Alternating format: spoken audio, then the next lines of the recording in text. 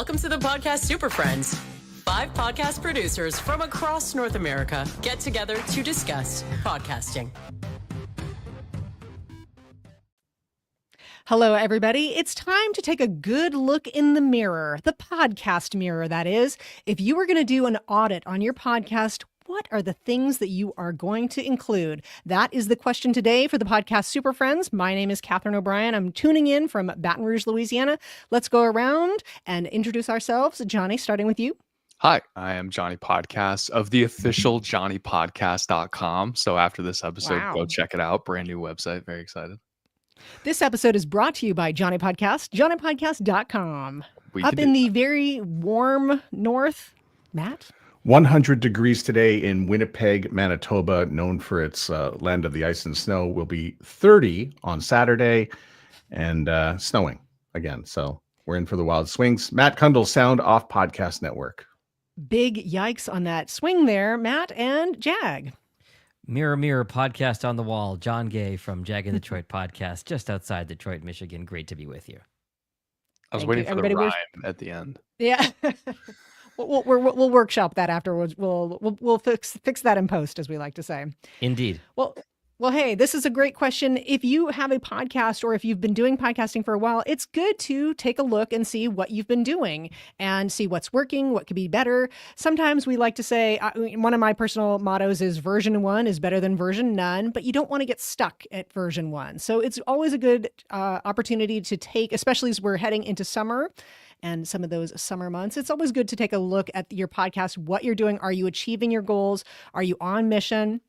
So we're going to go ahead and break down lots of different ways that you can audit your podcast. And from the mind trust of the Super Friends, what that would include, the things we'd like to encourage you to include in an audit of your podcast.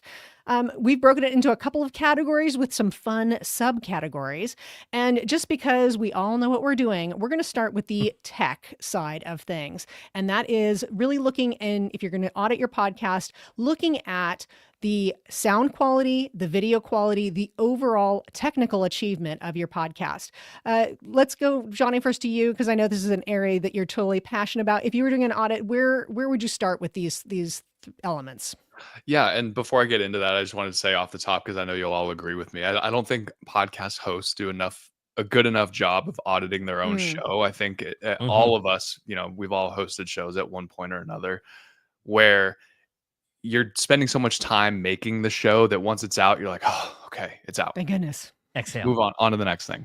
And you hardly even go in. And I think Matt's a really big advocate for this, is actually listen to your episodes, not only to check the things like the technical quality, like we're going to chat about right now, but a lot of other things that we can cover that we'll cover through the rest of this hour. So just keep that top of mind. Go listen to your episode after this episode. Just listen to it all the way through and listen for these things as we go through them. The number one thing is audio quality, because this is a podcast. It's an audio first content medium, and the audio is the king. It is the number one thing. Even if your video looks amazing, if your audio sucks, no one's going to listen to it. I just had a former client. I was chatting with him. I did a show with him like 5 years ago, and he had pod faded. He changed industries, and he's like, hey, I started a new show. Check it out.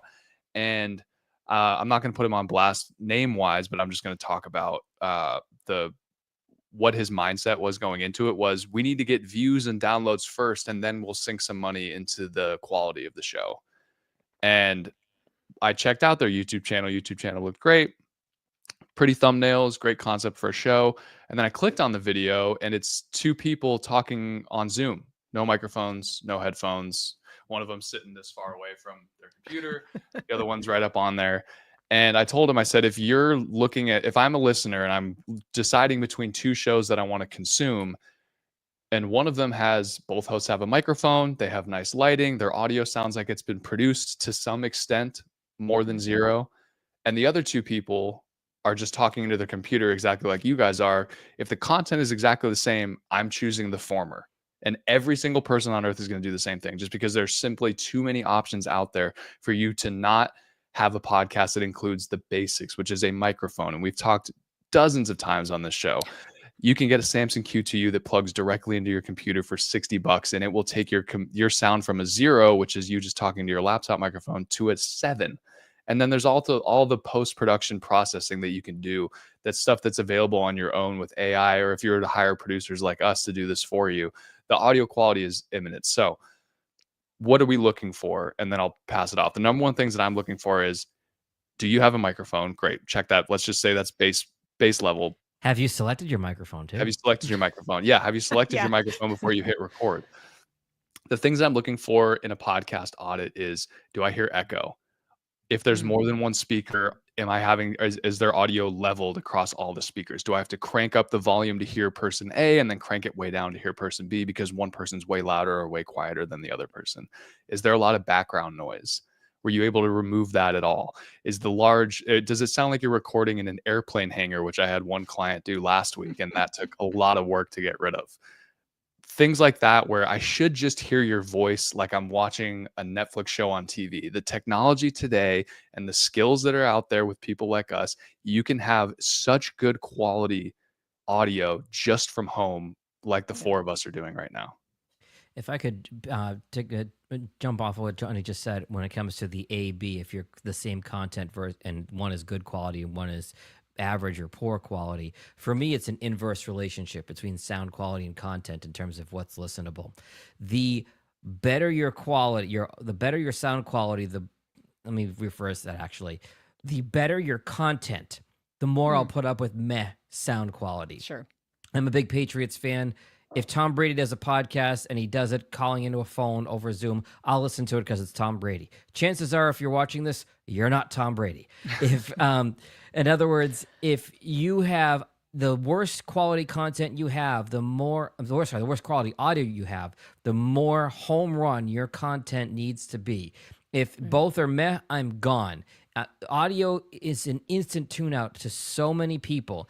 Unless you are absolutely giving me life-changing advice that's going to make me Scrooge McDuck diving into a pile of gold coins at the end of the day, if your audio isn't great, I'm gone. I want to add in a little bit about loudness. So the first thing I listen for is echo. Johnny covered that. We can't have echo. So a lot of the time you got to have the right microphone. I might not even have the right microphone right now. I'm still using a condenser microphone, and there's a little bit of echo in the room. We're working still to squeeze that out.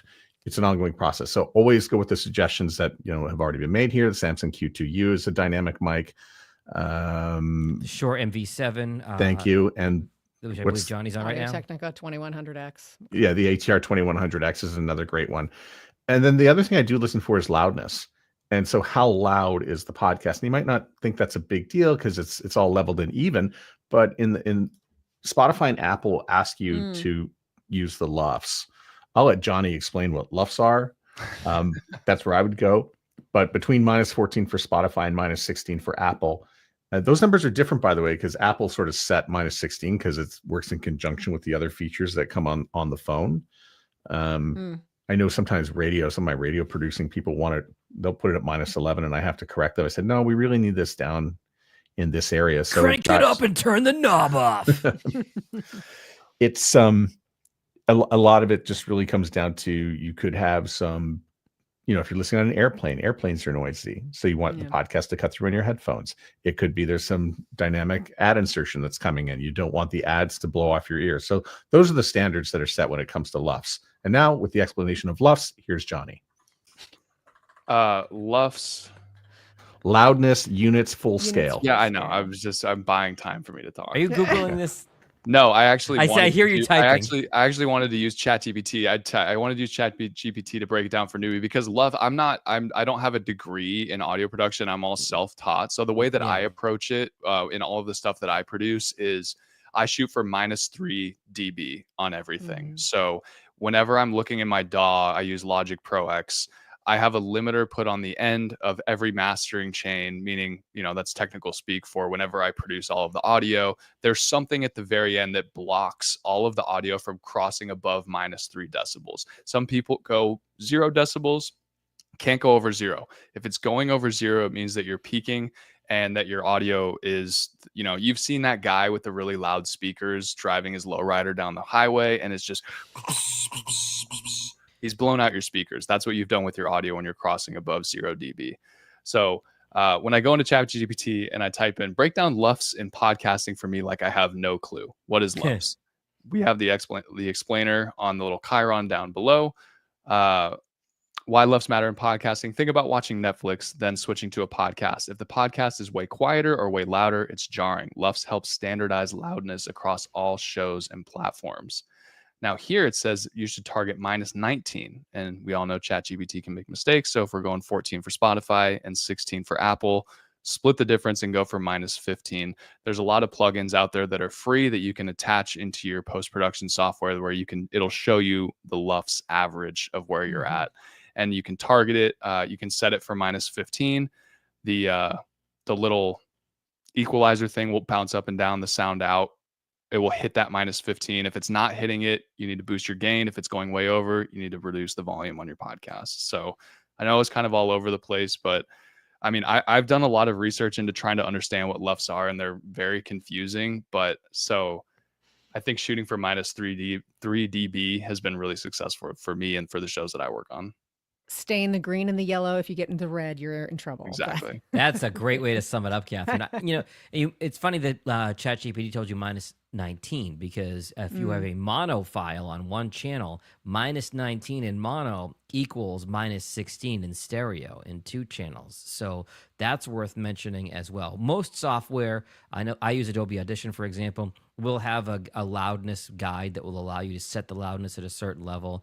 And if you get geeky with production, it's important to note, yes, the amplitude that Johnny's talking about, -3, -1, 0, that's a good barometer.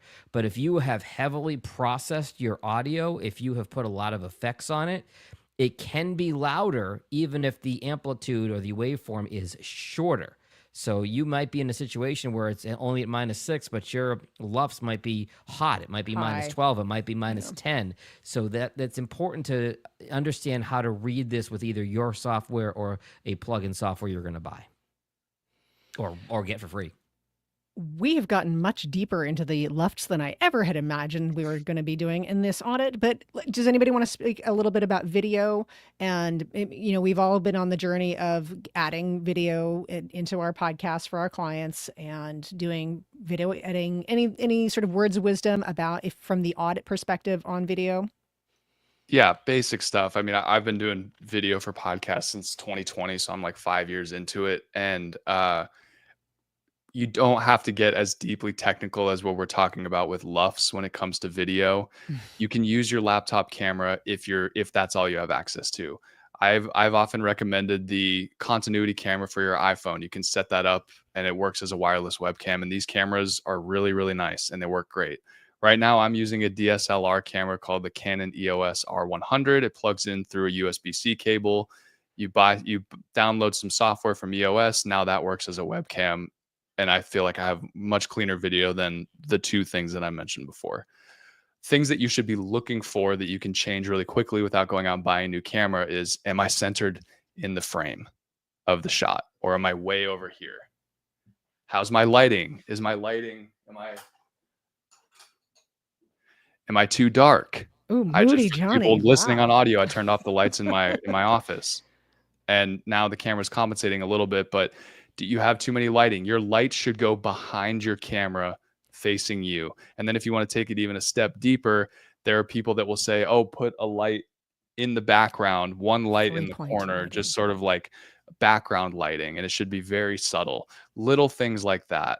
And there's stuff that you can do in post-production to help fix things like that, like lighting, like centering, stuff that you can fix for your guests. But this is stuff that you should look for on your hosting side of the platform. You should have it set up to where it's the same every single time. Your background try not to have your background change every single time. Try to be in the same location, have a nice background, things to look at. I've got a Jordan jersey behind me. Catherine has a lot of fun stuff behind her. Jack has all of his credentials behind him. Matt has the blue Canadian sky behind him. Have something interesting to look at. I've talked to clients where they're so worried about their background that it takes away from their content. And I tell them not to worry so much about that. I say worry more about the content. But since we're doing the audit, we'll go deep into this stuff. Have interesting things behind you. Make it appealing to look at, because while it is a podcast, the viewer is going to glance every now and then at the video screen.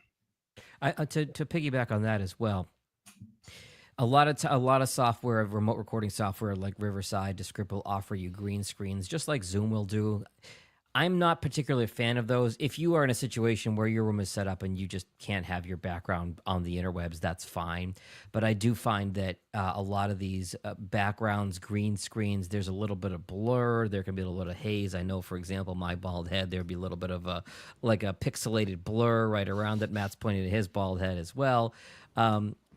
I like to avoid the pre-made green screens if possible, and if you can, to Johnny's point, set up your room in a nice way that's going to show up on video and have that natural background as opposed to something artificial floating around you. Or blurring the background. I think blurring the black background looks really cheesy too.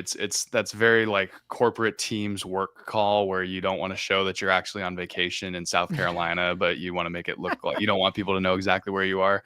It just, when you're podcasting, you're letting people into your life to an extent. You're putting your personality, you're putting yourself on display, and your background should reflect that a little bit. So things that represent your personality in the background, make it feel comfortable and inviting to an extent. I think that's really important too. All great tips in this first sound quality and tech. This is the first area where we have a subcategory within the tech and sound, and that is presentation. One of the different things about podcasting is show art. We have the opportunity to have your show have a nice piece of art that goes along with your show. Each episode could have its own art. These are displayed in different ways in the various podcast apps. There's also a subgenre to the genre, which is the thumbnail game that Johnny alluded to earlier. Let's talk a little bit about show art, episode art, and how those might go through our audit. Matt, let's go and start with you. Well, it's a lot because it comes with the packaging of the show. I call it the packaging.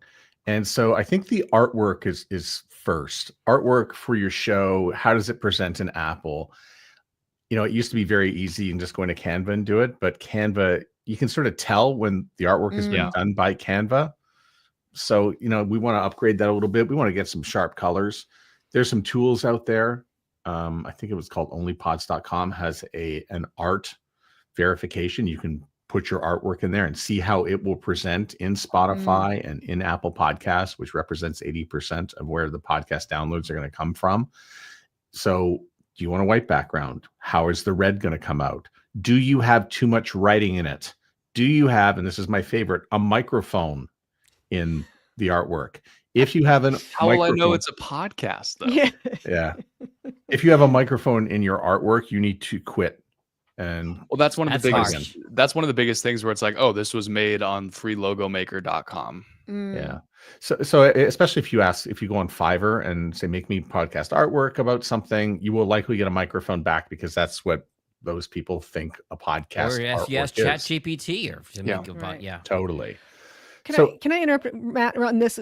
Aren't you the one who said, you pointed out the fact that the microphone is talking about the hosts and not the listener? It's probably stronger to have something, if you're going to have something like a clip arty kind of thing, the headphones really represent the listener of the podcast as opposed to I think you dropped that wisdom on us at one time, just because who is this for here? Yes, headphones. I mean, you have to think about the listener when you're making this stuff, and even when you're doing, for everything that you do here, you're doing this for the listener. I would probably say when it comes to artwork, think about that 1970s and early 80s, that album rock, the cover of an album. A lot of people think of a book, which is why it has too much writing on it. So they were thinking book. A lot of people think show promo, like, a billboard that would be slapped up somewhere. Like that has too many words on it. So really, I think the best comparison would be, think Fleetwood Mac Rumors, think Boston. When you have the opportunity, what is inside this particular show that is going to make me gravitate towards those classic album covers? Start there. Don't put too much writing on it. You don't have to put your name inside the artwork either, because it's going to appear on the outside in the author field on Apple Podcasts. So you've got a little bit more room than you think. Yeah. So that's what I would say to do with artwork. The next option with artwork is, do you want episode art? Not everybody wants it, needs it, but I'll tell you, it makes everything look better. So it's like having a brand new book cover for every chapter or for every episode or every chapter of whatever it is that you're creating. It also shows really well when you're scrolling. So if you do the scroll through Spotify, if you do the scroll through Apple Podcasts, it looks like there's some different colors and sort of a little bit inviting for somebody to come in and check it out. And I think the big steal here is Apple CarPlay or Android Auto to have, you know, that artwork appear on somebody else's car. Think about this. You're creating a piece of artwork that is going to sit in prime time on someone's car, right? You are, I mean, what a piece of real estate that is for your show to have. Real estate that radio stations were fighting over for a century. Yeah, and you know, I know we talked a little bit about slides last time, and you know, the Jacobs Media tech survey, but a lot of people use the metadata and look to metadata, and if it's appealing to them, they're gonna want to stick with it. One more little thing that you know, little sidebar to good artwork is Google. So when you go to search for anything, the images pop up. The image is served as that, and if you've got the right, you know, metadata associated with the artwork, it will show. That'll be alt text for an image versus metadata for an MP3, right, Matt? Yeah, there was a major podcast actually one day. They were on YouTube and they said, let's check out what Tom Likas is up to. They Googled it and it was the Sound Off podcast artwork that actually was flashed right in front of the YouTube audience. And so somebody wrote me and said, that's a great get for that to have happened to you. And I go, yeah, that's very cool. So don't skip out on any of that stuff. I think one more little part about packaging is chapter markers. I don't use chapter markers a lot. However, I know some other people here who do. Yeah, I've started to embrace them. I was not a big chapter because I don't personally use them. This is a problem I have. Is like I don't personally use it. That doesn't mean the audience doesn't appreciate them or like them. So yeah, that is something where I've gotten a little bit more proactive about including chapter markers. I am one of those people that I am a maximalist when it comes to episode art, show art. I think that all of those are really important because let's just flash back to the very, very, very beginning of the podcast, Superfriends. One of the first things that you guys did for me is a show that I worked on very, very hard. I worked a lot on it. You all said to me, this art is not clickable. And that has been sort of a forming moment for me. And a lot of the things with podcasting, we are competing. Podcasts are in competition for other forms of information, other ways of delivering information, other entertainment forms. Is this clickable is a question I think that every podcaster should be asking about their thumbnails, about their episode art, about their show art. Quick follow-up question on artwork. I usually tell my audience that people connect with faces. I encourage them to use a picture or their face in their show artwork, and oftentimes a guest headshot in episode artwork. Agree, disagree? Yes. People like people. Yeah. People like people. I've also heard contradicting theories from two sources. One being a professional podcaster, so full-time living from podcasting, who received information from insiders at Spotify, people who work at Spotify in the podcasting section, who state, do not, when you're creating your cover art, not necessarily episode specific art, because I'm a big advocate of guests on the episode specific art. Cover art, unless you are a A-list, B-list celebrity, having your face on there is actually detrimental to the clickability of your show. Meaning, I don't know who you are. I don't really care. I'm here for your content, not your face. Interesting. So I don't know how much of a believer I'm in of that, because there are shows that I work on where we created the artwork where it worked out really well to have the person on there. Yeah. In other cases, it works really well to have really beautiful, like I think Matt's analogy of a book or album cover art is much more the direction for the average podcaster. I did kind of want to go. I do love the idea of the guest specific episode artwork, and there's a couple reasons for that, and I'll expound on other reasons that lead from that. When I produce an episode for a client, I am creating every aspect of the episode with the idea, which is contradictory to popular belief, that whoever's listening to this is their first time listening to this podcast ever. Yes. Not necessarily. I'm not discounting the loyal listener that's tuning in every single week. I'm creating this episode for the person who is scrolling across this for the very first time. So who's the most likely person to listen to this for the very first time? That's the guest of that episode. Boom. We have their beautiful, amazing headshot. I've cleaned it up in Photoshop. It's layered with the correct branding on cover, on the episode specific cover art. Their name is spelled correctly. It looks really pretty. Boom. That's the first thing they see. Why does that matter to them? We're bringing that guest on in one part of the hopes that they're going to share this episode with their network.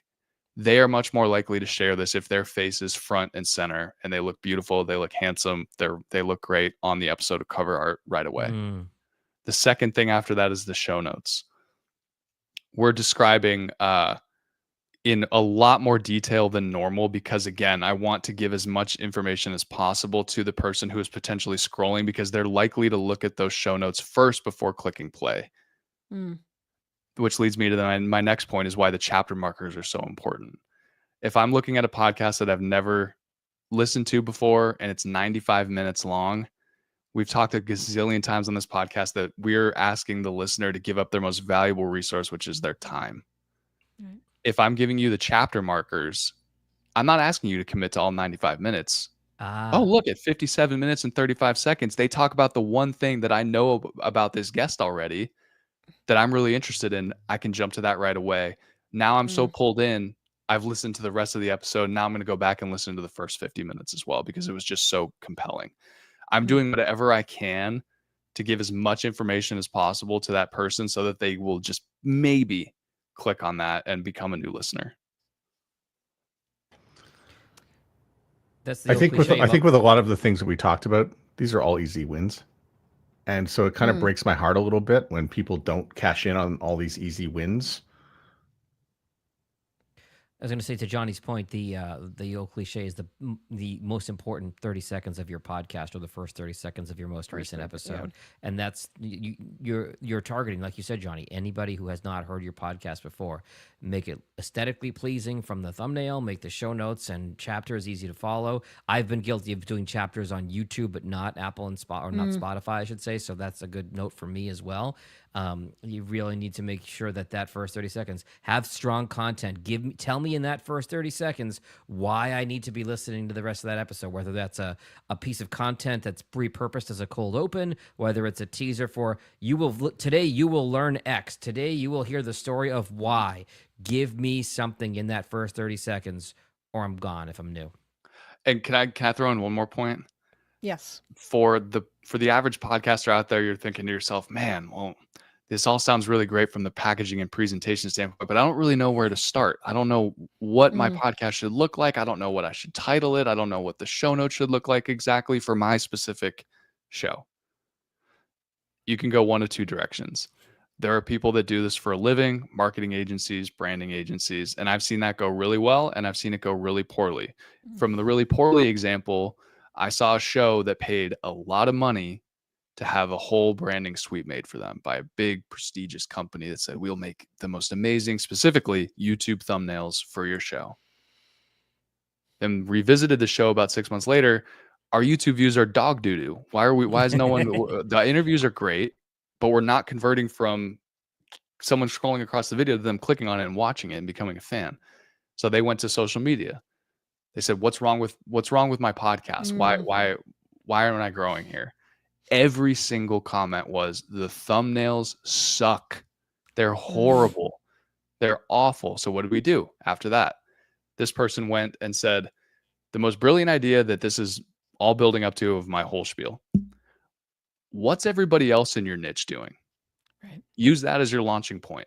How are they titling their shows? What do their thumbnails look like? Now, don't rip it off exactly and copy it exactly, but use that as your inspiration because every niche is different. The finance niche is different from the arts niche. The arts niche is different from the broadcasting niche. The broadcasting niche is different from da da da da da da da. Right. Look at what the podcast you want to emulate are doing and do that. Steal to an extent of what they're doing, but use that as inspiration to get started. Their show notes, their thumbnails, the way they title, the types of guests they have, how their podcast actually sounds, the way that it flows, the way it looks on video. There's so much content out there now that you can just look at what your favorite person is doing and say, I just want to do that. How are they doing that? And go from there. Right.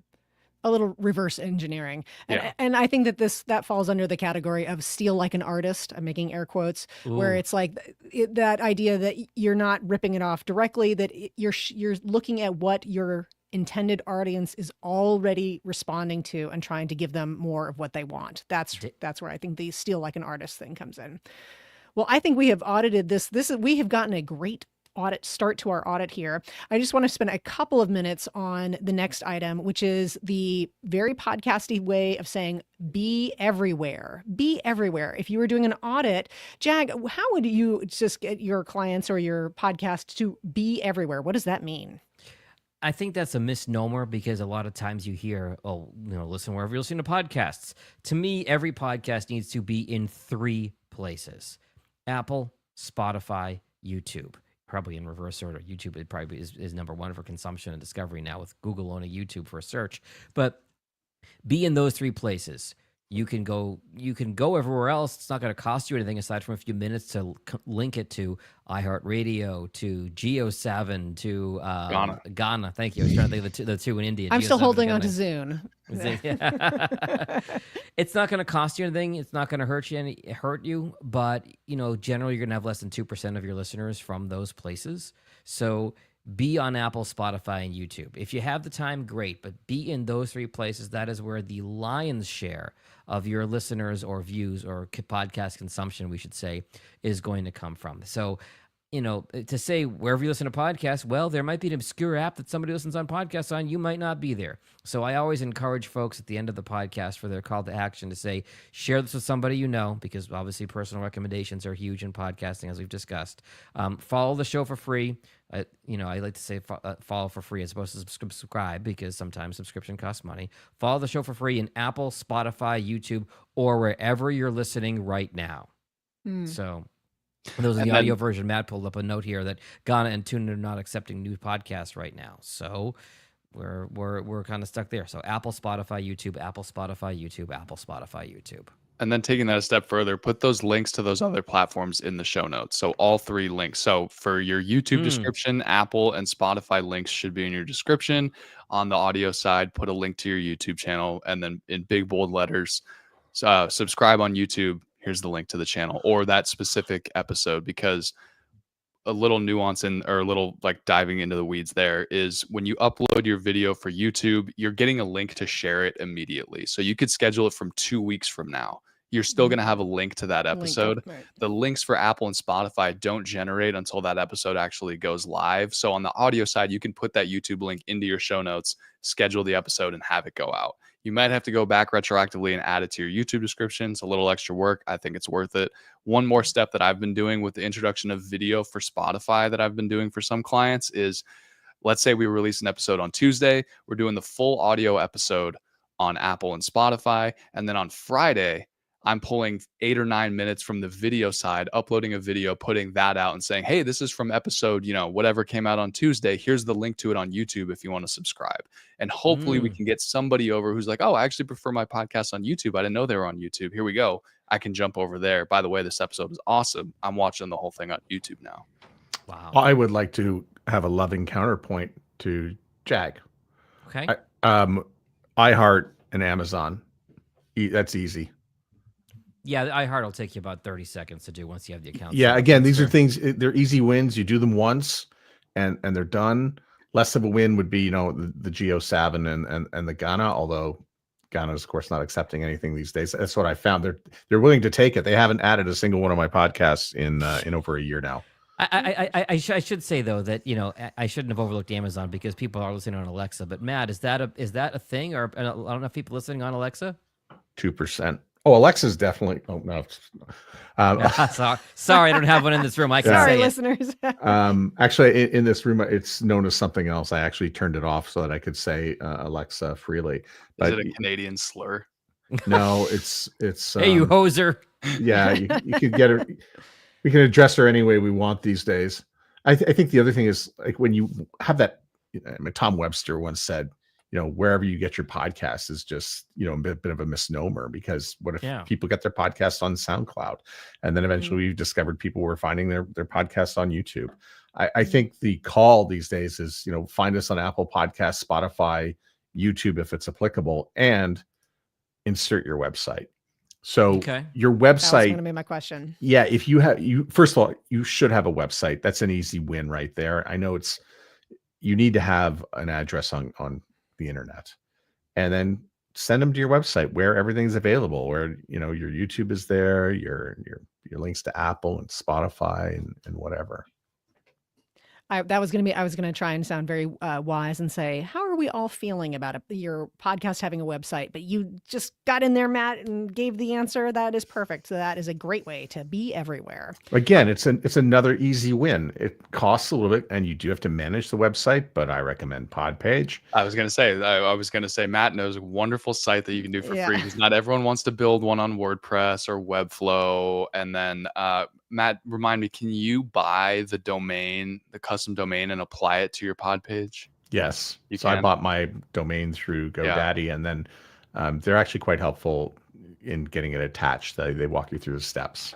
Yeah. So, and when it comes to buying domains, you can buy them on any third-party website. It's likely not taken, but if it is, just add the word pod after it, or Yeah. podcast after it. If you want to do the .co, you can try and do the .co, or if you want to, break the bank and buy the domain for, basketballdiaries.com, you can, but you can also buy basketballdiariespod.com too. That's great. Okay. And I think, what I like too is in this auditing section of being everywhere, we've actually kind of broken it into a prioritization. We've prioritized which are the most important places to be. And then you can always build on your success. Like Matt said, a lot of these things that we're talking about, you get done, you progressively get them in and they're one and done. You develop your workflows and you go right around them. So that is a great section, great way to close this part of our audit. Okay. Now I want to go into my favorite part of the auditing, and that is content. Matt, I'm going to give a shout out right on the start here.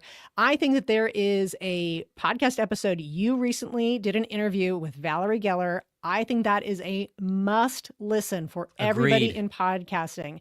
Excellent episode. Great interview.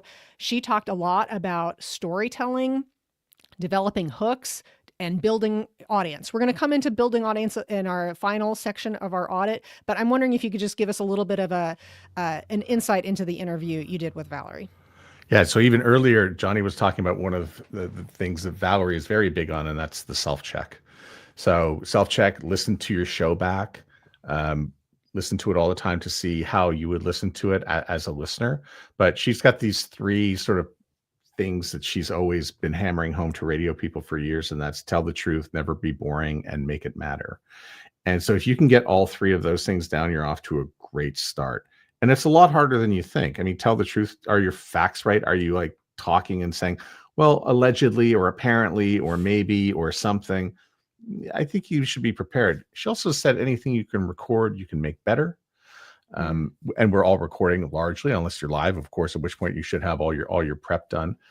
Making it matter. Is this something that the listener really cares about? And how do you make it matter? Can you speak to the listener by using you and really encourage and getting that sort of one-on-one feel with the whole thing? If you're talking about yourself all the time, that's not going to be very interesting. So you want to find a way to make it matter to the listener. And never be boring. It's boring. If it interests you, it's going to interest them, right? So is this something that you're truly interested in, or are you just talking about true crime because you heard it was the #1 category? People can know and hear that stuff. So those are some of the things that you walk through, but there's many minutes of great tips into this episode that I did, and worth a listen. Absolutely worth a listen. I will link in the show notes. Yeah. Yeah. Another piece from the content side. One question that I get every single time I talk to a podcaster, whether they're seasoned, whether they're new, is how long does my episode need to be? And it covers the full gamut. I have a client who says I cap it at 35 minutes because beyond that, I don't think anybody listens, because that's how I listen, which goes to Matt's point of do it how you consume. That's how you should make your podcast, is how you listen to other podcasts. And I always give the feedback when they ask how long it should be is as long as it needs to be. Yeah. So if you feel like you have totally tapped the well at 25 minutes, it's a short episode. but it's full of gold and we're done there. If you're still going at 2.5 hours and you're like, I want to keep going, but I feel like I should cut it off, you can chop up the episode into part A, B, and C and release it over a couple weeks. That's totally fine too, or release it all as one big deal, but don't cut something off just for the sake of time. And on the other end of that, don't stretch something out to fill time just because you feel like the episode needs to be longer, because then you start getting into the boring territory. And I'll cap that off with what Matt said about being interested. A lot of the podcasts we're probably talking about are guest-driven shows. Don't bring on a guest just because you feel like that's what the audience needs to hear. Talk to somebody you're interested in talking to, because people can tell if you're bored. I can't tell you how many podcasts I've produced where they brought a guest on, where they brought them on just because they needed to fill a release slot. They thought that they would be good for the audience, and they are so bored. You can just tell within 5 seconds they do not give a hoot about what this person does or who they are. Your audience isn't going to either, Jack. That I always get that question, and I always tell this story about how long a podcast should be. One of my favorite clients, Peggy Burkhart, National Bone Marrow Transplant Link, they do a podcast to provide folks who've had a bone marrow transplant the valuable information they need about how to survive post-transplant. And one of the very first episodes we did, we interviewed a well-known oncologist here in Detroit at one of the big cancer centers here, and we were planning on 30 minutes. We went down with our recorder and our 2 mics. This guy was extremely well-spoken. He explained things in layman's terms that were very easy to understand. She went through her questions. He answered them succinctly but brilliantly. She looked at me and said, "How long was that?" And I said, 15 minutes. She said, "What do we do for the next 15?" I said, "Nothing. We're done." Yeah. Because we got all the content out, and we gave somebody 10 minutes back in their day. Like you said earlier, Johnny, time is the most important, only finite resource that we have. So don't stretch. Don't, once you're done, you're done. If somebody's giving you gold and you end up running, 45, 60, 75 minutes, okay. But don't feel a need to stretch. Please don't stretch if you don't need to. Can I give a shout out here to Valerie Geller? And that's her book. Please do. So the book just came out, and for years this has been sort of the Bible for radio people, but it has now been updated, and it's big, it's heavy. I actually have it sort of in front of me right here, but it's so chock full of, it's like 450 pages, but so much of this speaks to what we're doing today, and being an effective communicator. It includes social media, it includes podcasting, it includes radio, YouTube, how to do video, how to make transitions between all these things, even if you're not good at it. And it also has a section on AI as well. Yeah, get the book, but also I really strongly recommend that people listen to your interview with her, because anybody listening to it would walk away with just a lot of just very solid tips. Especially the thing that I keep thinking back to is just her emphasis on storytelling and very practical ways. Some of us are gifted storytellers. Other people have to develop that skill. And she just did some very practical ways of approaching an event, so that even just the thought of think how you could describe this event 3 different ways. That is very helpful in a storytelling capacity, because that is setting the tone for how the rest of this telling of whatever you're talking about is going to go. So I thought this was a great interview, and it was just a very, very practical. I do want to throw in, since I'm such a big, passionate person about content, one thing that I do want to recommend that podcasters think about in terms of an audit for their own podcast is, I always think it's very important, especially if you're doing an interview, that you know what the hard questions would be before you go into the interview. Ooh, so yes. on one hand, we're talking about for knowing what the audience wants to hear or why they might be tuning in. But I think it's also really a good practice to think about what would be the hard question in this circumstance or in this interview, and how can I get there? So I've had some experience, I'm thinking of a couple of different times where I knew there was sort of an elephant in the room question.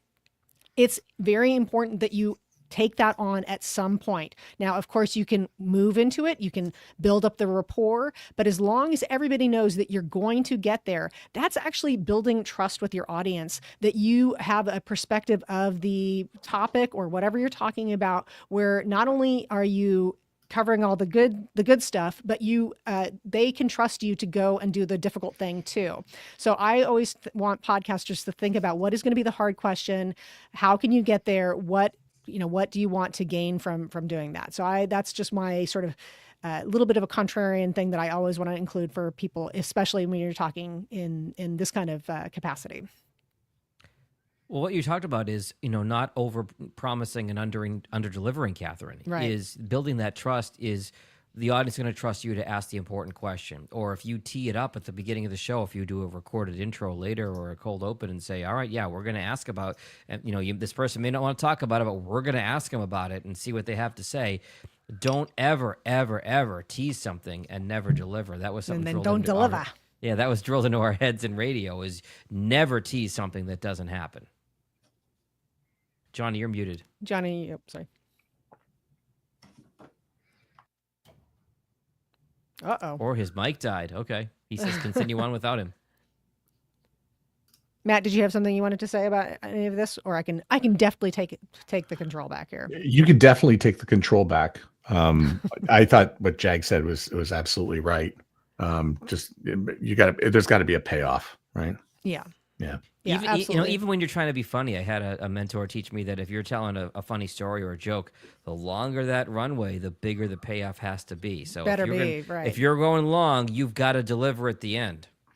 We were talking about the length of podcasts, and I like the one James Cridland has always suggested, which is as long as it needs to be, but never longer. Right. Should give everyone something to think about. I had a quick. Sorry, go ahead. Finish your thought, Catherine. Sorry. I was going to say, this is like the Michelangelo of podcasting. I just remove whatever isn't the stone, and there's the statue underneath. Johnny, welcome back. Yes. Before I was so rudely muted, I was going to say, isn't there a fine line that you kind of have to walk when we talk about this whole asking the hard-hitting questions? Because at least in my experience with a lot of these guests that come on, I try to let them know, like, hey, this is all edited. And the hosts will say, like, I'm not going to ask any gotcha questions. Like, you're very successful. You're very big time. We want you to enjoy yourself. I think that I want to caveat the advice with a loving pushback of don't take that advice to be, you're not trying to be some kind of gotcha person, because you only get so many of those before you sort of destroy your reputation. And as people start to figure out who you are, yes, those things may garner a lot of clicks. They may get you a lot of views, but your reputation starts to take a hit if you push too hard on those. Like I'm talking about the extreme things, like let's talk about your extramarital affairs. Like people don't want to talk about that when they're coming on their podcast to talk about how they built their business. So there is a line that you want to walk. Yes, you want to pull the most interesting content out of those things, and you can talk about controversial content. But I think that a lot of people who are on the guesting carousel in the podcast world are very, conscious of. I think cancel culture has kind of died for the most part, but people want to avoid really controversial topics. And so, find that line. Right. If you make your guest uncomfortable, if you make your guest uncomfortable, the listener's going to be uncomfortable, and it's not going to be a good show. Yeah. They'll bail. They'll bail. And in full disclosure, and thanks for setting me up for this, Johnny, is every situation that I've been in where that comes up, we've talked about it beforehand, has been that's been a part of the pre-interview or the invitation, or at some point saying, we also would like to cover X because we think that is critical to it. Even, and as we all know, there's some people who will say, well, I won't talk about that, or they'll set the boundary and say, that's not something that I'm willing to discuss, or what have you.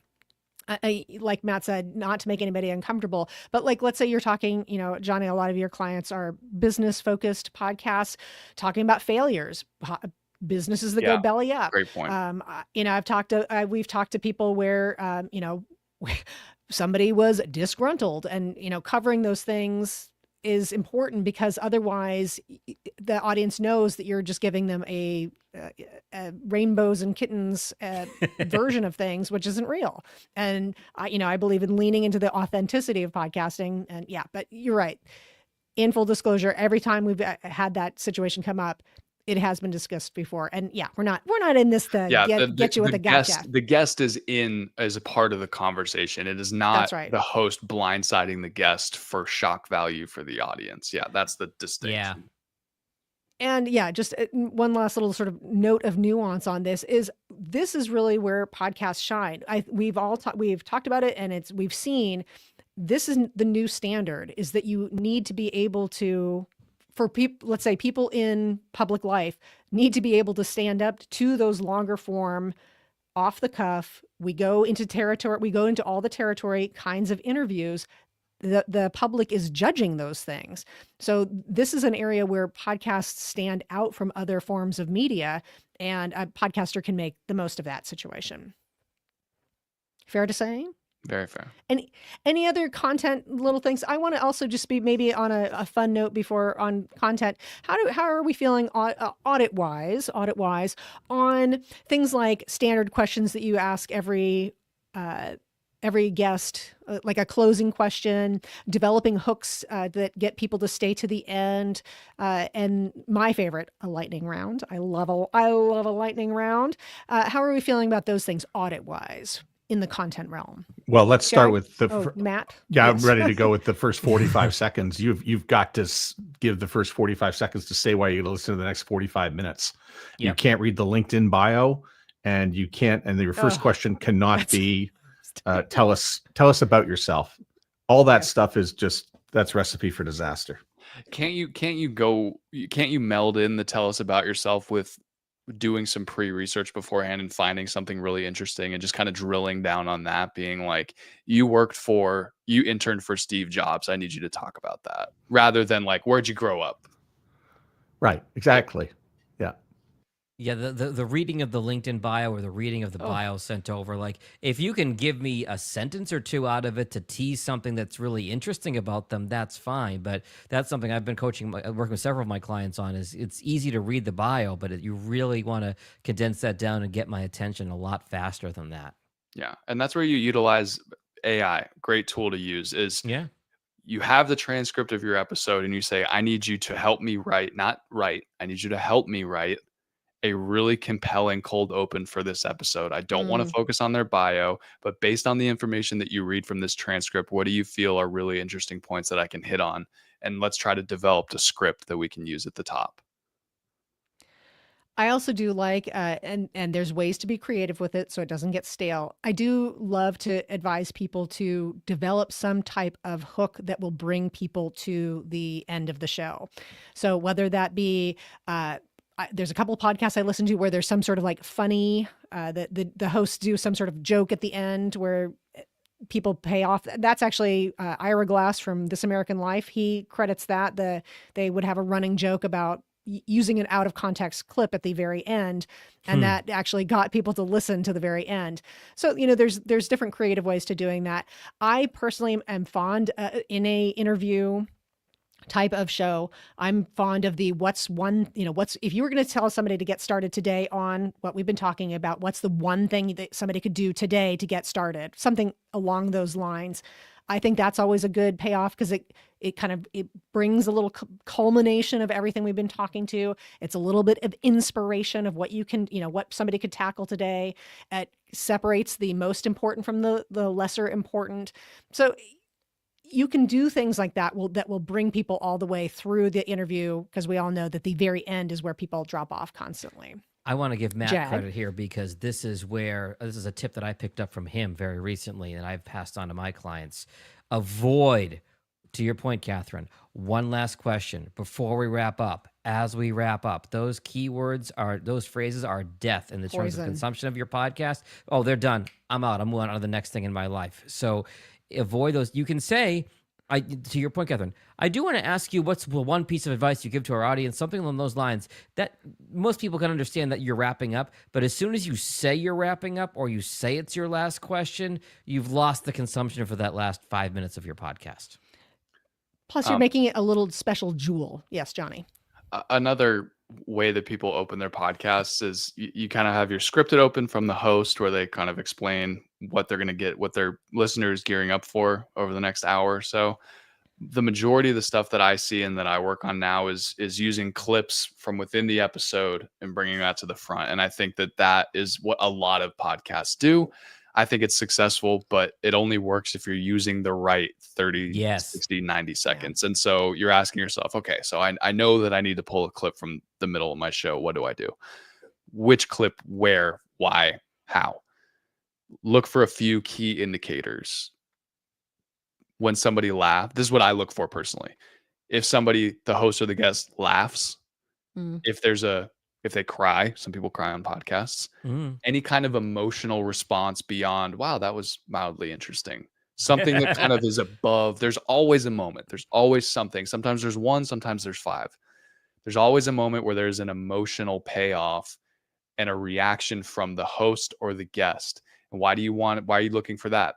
If it made the host react emotionally, then the audience is going to react emotionally because this all ties together. The host is making it for the host, which is also for the audience. I'm doing what I'm interested in. Therefore, the audience is going to be interested because I'm talking about what I care about. This is what they care about. This is the emotional hook that I want to use.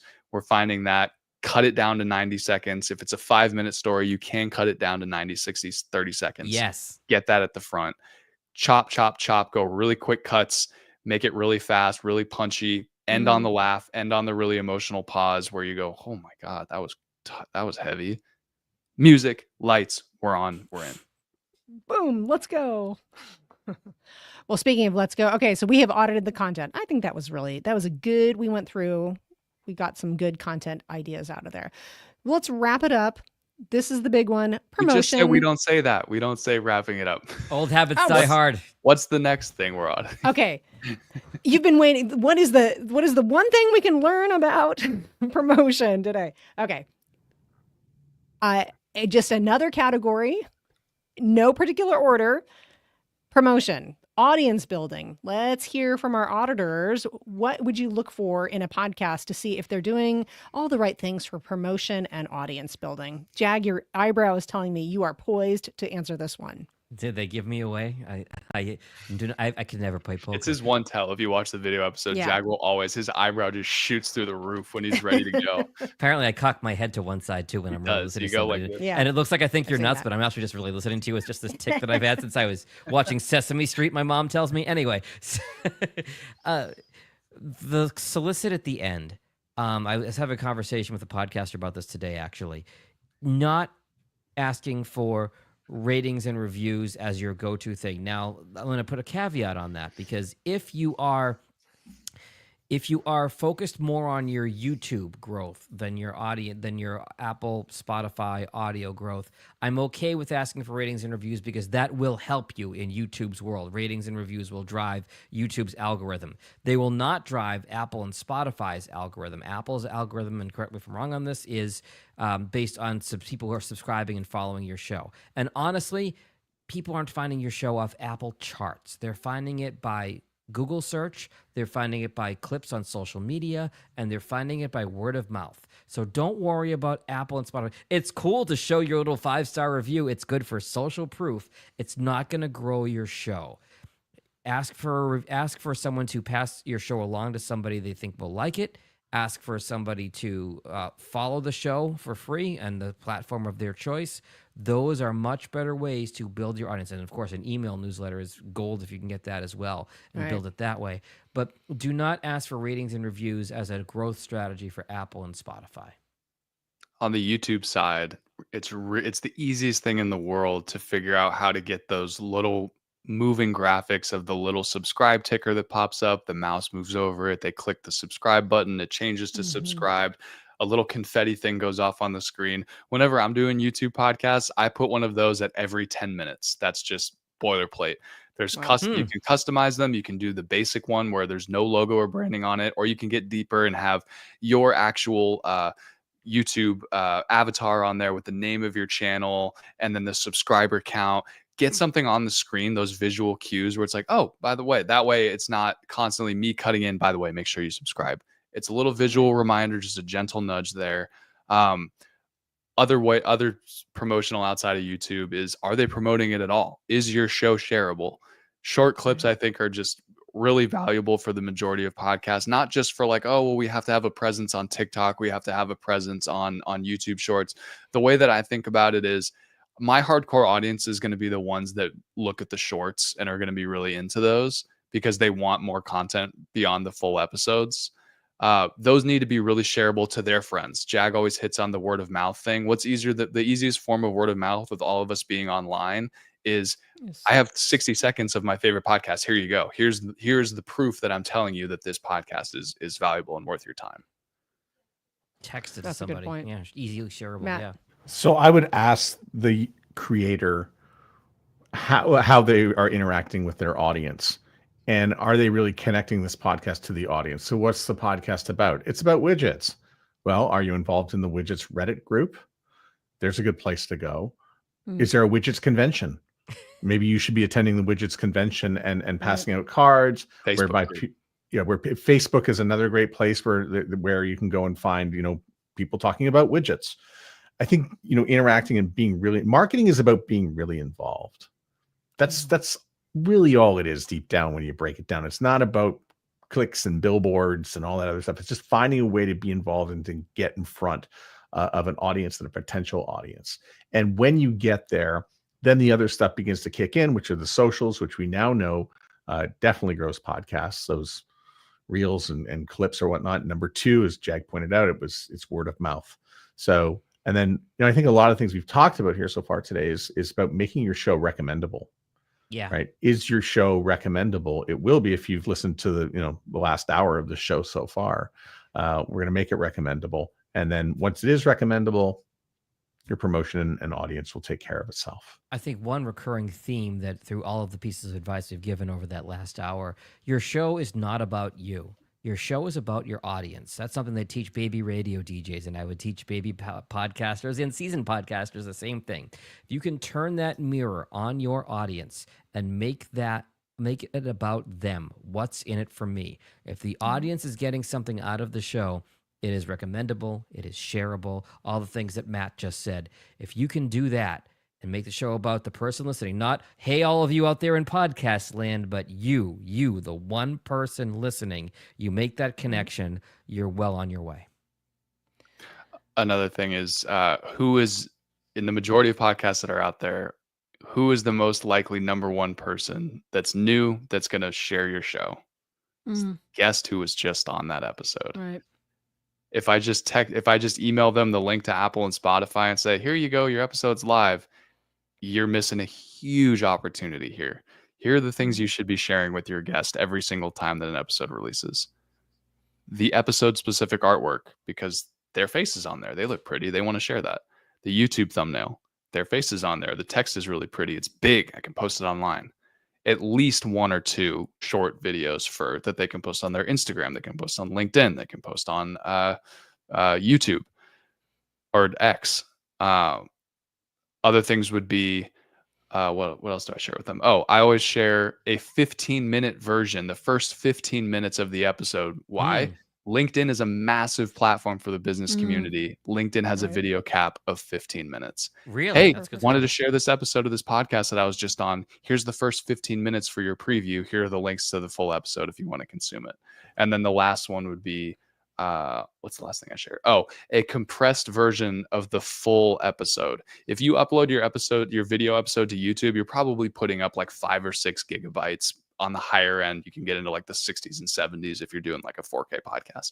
YouTube compresses that video down. Once it's all uploaded, you just go into your YouTube studio dashboard. You can re-download your own video, and it's compressed at usually less than a gigabyte. That can go on X. That can go on a newsletter. That can get embedded on a website. But it's the full episode. Share all of those things with your guests in a Google Drive folder, and make it really easy for them to just download something and throw it on their socials. If I could make a tangent off of that, Johnny, if the guest is not super tech savvy or big into podcasting, you might be better off to give them some best practices. For example, I was sharing all the links with guests for a Chamber of Commerce podcast I was doing, and it was, here's how to share on one-click share of Facebook, one-click share of LinkedIn, and they would just share it, and it wasn't doing anything. I have started emailing, not quite to the extent that you do, although I love everything you're talking about. Yeah, that's great. I'll send them a download link for the minute clip. And I'll say best practice is to post this link to your social media and then link to the episode in the comments. The algorithms tend to like that. So I'm specifically outlining here is how the recommended way to share it. Yeah, and that just, you only have to do that once. You don't have to rebuild that for every single guest every single week. You just make it once, and then you drop in the specific link to those Yep. assets and copy paste into the email. One thing I would caveat though, Jag, is don't copy the link and then put it in the social, because I've seen people that say, "Hey, I was on this brand new podcast," and then it's a Dropbox link to a short. Yeah, that's true. The link Yeah, has got to be you the need to Apple, download that Spotify, or video web to link. your device, actually upload that into the post. So you're posting the actual video, not a Google Drive link. And I have had to put out a lot of fires when it comes to that, Wow. of people Yeah, that just are yeah. like, they got no clue. And that's okay. We're all learning. Instructions That's okay. We're all helpful. Yep. learning. Yeah. My little push here is warm calls first. A lot of us work on podcasts that already have a built-in audience. If it's a branded podcast, if they're a business or an organization, they already have members or people who are customers, and those are the people you can tap into first. If you're starting out and you have no audience, you have no people who are your super fans, then, okay, this might not be for you. But always look to make that warm call first. The people who are already your customers, who already know you, who already like you, and that is a great way to get started. You're not broadcasting. You're trying to deliver something to the people who are already your fans, and that makes it a lot easier. That can get the ball rolling when you start to ask for referrals or a word of mouth or all those kinds of things. Is just start with the people who already know you. Make that warm call first. Well, I feel like we have just provided nothing but gold here on these auditings. Pardon me? Audited out. Audited to death. We've audited it all. Okay. Well, let's say goodbye now. And now it's an appropriate time because we are ending the show. I can now say we are ending the show. So let's go around and say goodbye, starting with Jag. Goodbye, Jag. John Gay, Jag in Detroit podcast, jagindetroit.com. Goodbye, Matt.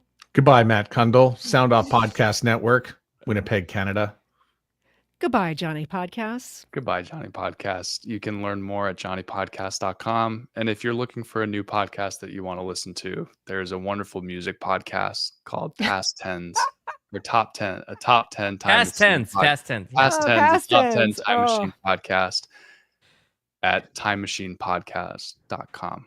Good night. Wow. Time Machine. Top 10 Time Machine. Hosted Good by night, Moon. the beautiful and loving David Yaz. Thanks for bringing him in. Yeah, I bricked it on that one. He And mentions good it night. every Yeah, time, and I still don't know the name of it. We'll take care of that in post, like everything else. Goodbye, Catherine O'Brien. branchoutprograms.com. Thanks for being with the podcast Super Friends, and we'll see you next time. Thanks for listening to the podcast Super Friends. For a transcript of the show or to connect with the Super Friends, go to the show notes of this episode or go to soundoff.network.